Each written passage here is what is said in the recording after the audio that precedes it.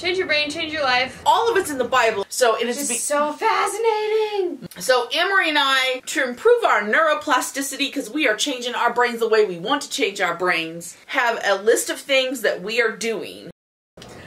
Hello everyone! Hi guys! This is our first podcast recording video for 2020. Well, yes, for 2020, and this is the first time we recorded it like on a camera. Tell me about it.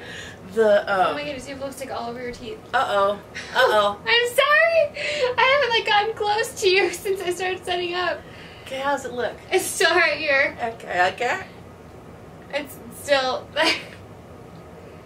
You're good. Okay. The new schedule for 2020 is there's going to be a podcast on Tuesday-ish on YouTube, and then... Fridays and possibly other days we'll be posting a vlog showing you all the things we talked about in the podcast and showing how we do them and how we're applying them and all that stuff. Okay, so there's an overall theme to our podcasts and to our vlogs, and that is changing your brain. Change your brain, change your life, changing how you look at things, changing everything. Basically. Changing your results. Oh yeah, we are not psychologists, psychiatrists, not doctors. We don't have I'm a homeschool mom. Any type of medical degree at all. Nothing. Period.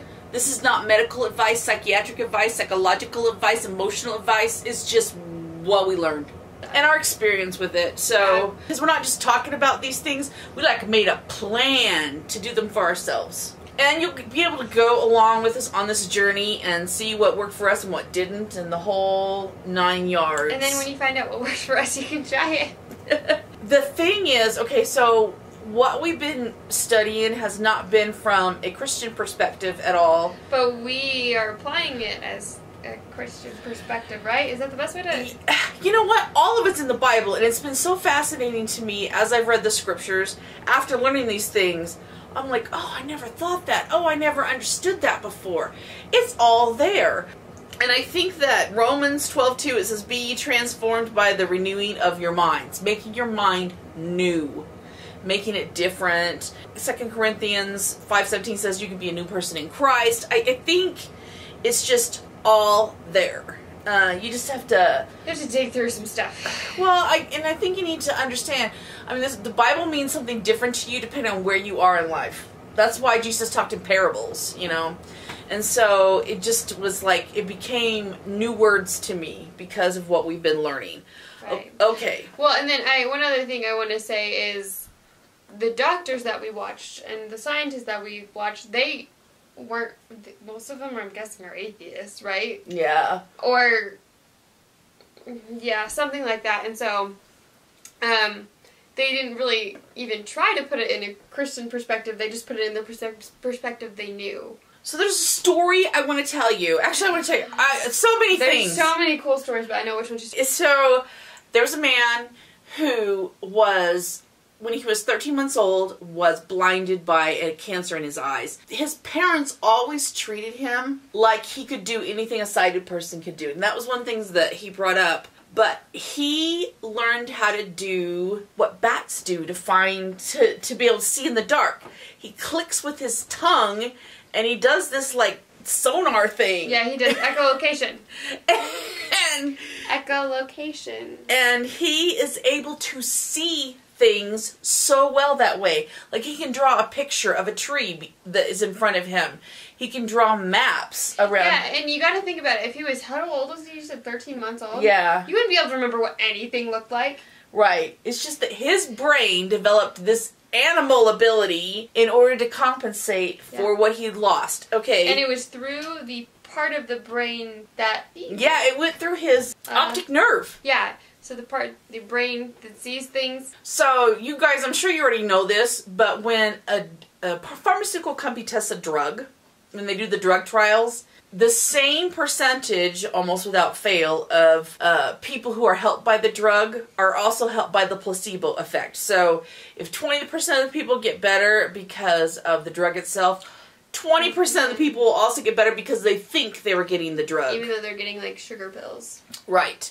So, your brain is so powerful. And then I want to tell one more story, and this has to do with belief. I used to tell this story all the time when I was doing speaking engagements, but it wasn't until recently that I got like the Paul Harvey version. Like I learned like what really happened in the end. I had no idea. There was a boy in England. He was, I think he was 13. He was, around that age. He's a tween age, and he had a very rare genetic disorder, a skin disease. And the disease caused his skin to harden like a fingernail. And what would happen is if he would bend any part of his body... It'd be like bending your fingernails. Yeah. And it would bleed, and it would get infected, and it smelled so bad that he wasn't allowed to attend school. Because it was the smell was offensive to people.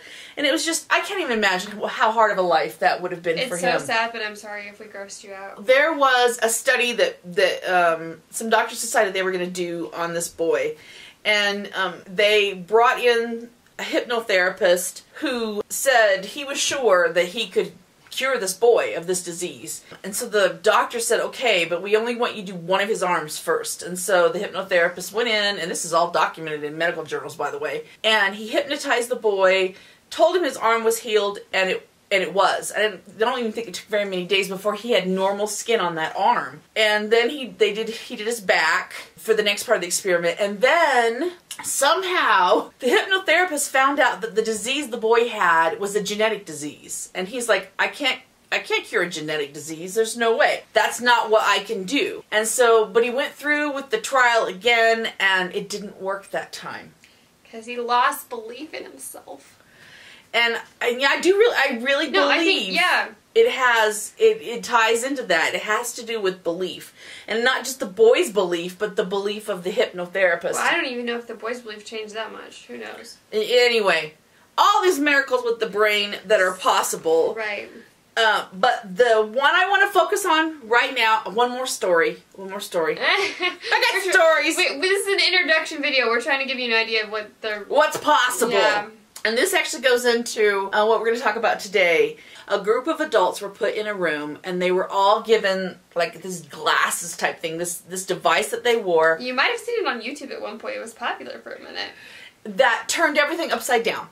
So they would see everything upside down. And half the adults in the room were told to sit and not move. And just look. And just do nothing. Yeah. And the other half did exercising, like walked around. They had to walk around, they had to do stuff, they had to try to function. And pretty soon, the half that was moving around, their brains began to compensate for the fact that something was making them see upside down and turned everything right side up again. And then nothing happened for the people who were sitting around doing nothing. So it is so fascinating. Muscle movement allows your brain to fix things. It's called neuroplasticity. Well, whether it's muscles or not. But your brain can compensate for things, and most muscle movement is a big part of that. I know when I worked in special education, there were all these studies being done at the time, and we had one teacher in our school that was actually using it in her classroom, where kids, if they do aerobic exercise before they learn to have a reading lesson, that it dramatically improves how well they do in reading. I didn't know that. That's so cool. And so she would have the kids do the dancing and the jumping jacks and the whole every day before reading class. That's so cool. So Emmarie and I, to improve our neuroplasticity, because we are changing our brains the way we want to change our brains, have a list of things that we are doing. And one of them is... Oh, this. Except I can't do that right now because my arms hurt so bad. It hurts. Okay, so the power stance. Yes, the power stance. It doesn't have to be that necessarily, but I think okay, you guys, not everyone can see us because they're on. So we're doing like a victory pose, like the Y for the YMCA. And you put your arms up, you go, yeah!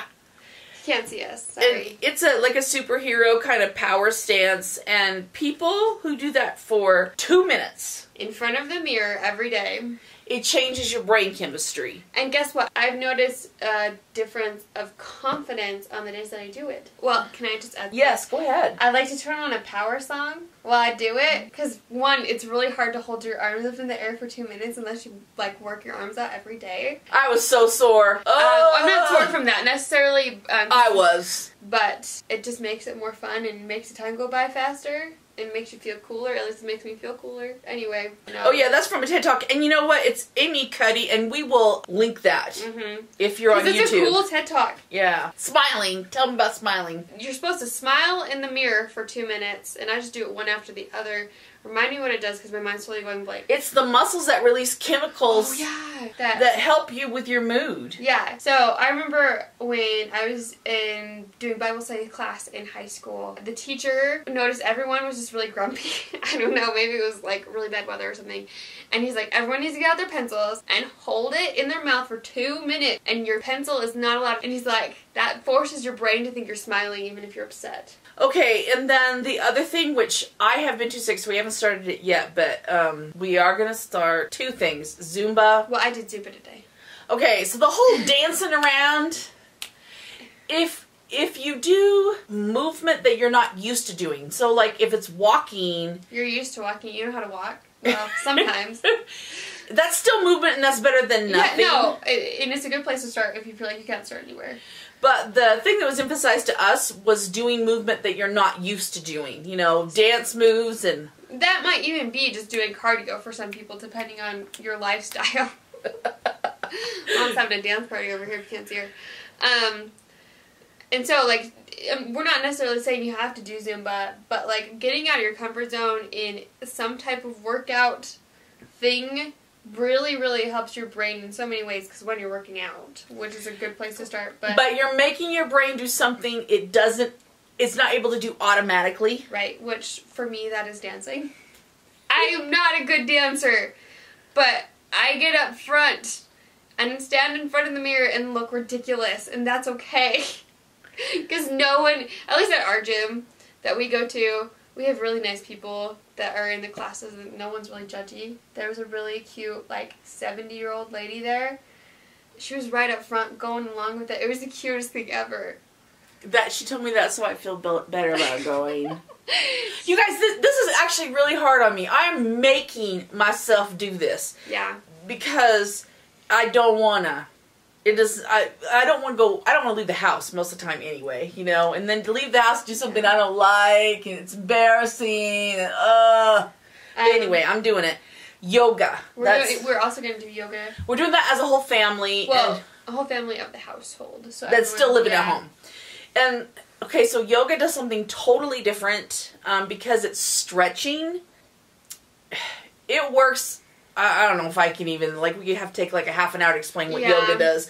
But it does help with stress for a totally different reason. It does help with rewiring your brain for a totally different reason. And also, depending on the level of yoga you're doing, it can be very hard. So if you feel like, if you've done yoga, maybe you did a beginner class and you're like, that was so boring. Even when I tried to, like, meditate or whatever, I got so bored. Maybe try a more advanced level one. So I found out yoga can be controversial. I had no idea. I saw this, like, documentary thing on it. So there are people who believe that if you're Christian, you should not do yoga because it's a religious practice of another religion. It's stretching. Oh my goodness. You don't have to do the religious part, just do the stretching part. Oh my goodness. Okay, we can't make fun of how people feel, but it is just, anyway. Okay, and then the last kind of movement, and I'm going to do this on the mini tramp, but you don't have to do it on a mini tramp. So in the animal kingdom. Oh my goodness, this is so weird. The example was used of a cheetah chasing a gazelle. And then if the gazelle survives, when the chase is over, the gazelle, like, does the shaky thing. Shake, almost like a dog shaking water off. It looks like it's having a seizure, actually, but it's shaking.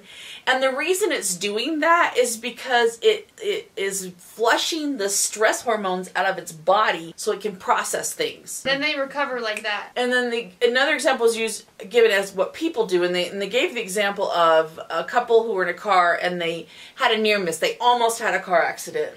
But then they were fine, and then they drove for an hour. Yeah, and then they were like, you know, you have the adrenaline and all the stress hormones and everything build up. And then you're just sitting in traffic.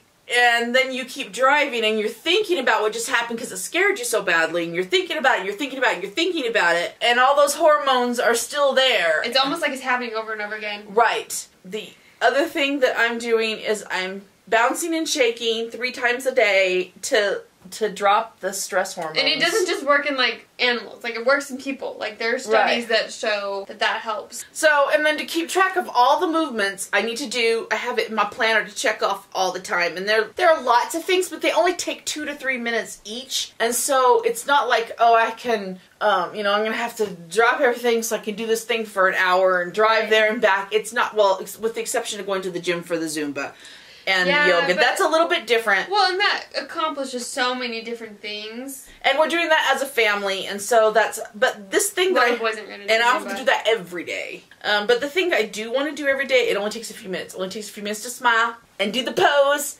and all of it. So, and it's kind of fun to go, yeah! That TED Talk is really good. Yes, you should watch the TED Talk that we will link to. And I feel like, it's January. Everyone makes these huge goals like lose 20 pounds or gain a 6-pack in a month. And people do that, Mom. And then when a month goes by and... Delusional. And, maybe you lose 2 pounds or 5 pounds or whatever, or maybe you can just barely start seeing the 2-pack or something like that, and you get super discouraged and you quit. That's when things go wrong. But if you set the little tiny goals, that's when things go right. And I also think if you focus on setting your brain, if you don't think about this like, oh, I'm going to have a 6-pack tomorrow, you think, I am rewiring my brain so I can have a better life in the long run, which is going to include the 6-pack and all of those things eventually. Blue 6-pack! If that's what you want. But it's about being able to change your circumstances without changing anything else. It's like you are able to have control over something, so take it. But I want to say one thing. Dang. Hopefully that isn't effective. We'll wrap up. You need to know that you are going to change a little bit. It's not like you can do certain things, stay the exact same, and expect different outcomes. Yeah. The whole personality, the whole brain thing, you need to be a different person if you want a different outcome. And don't be scared, because that sounds really scary. You're going to be the person you want to be. Don't you want that? Just be okay with changing a little bit. And we're sorry you're hearing someone taking a shower right now or something. If you can hear it. There's going to be a little change, but that's okay. And we're excited for you to see the change in us, and we're hoping that you actually can see it. And maybe besides the shrinking part, because we plan on shrinking. I was going to say, maybe we can help you be comforted changing by seeing us change, and we can change together. We will see you in the vlog later this week. We love you guys, and we will see you soon. Bye. Or talk to you soon, whichever. Yeah. Mwah. Mwah.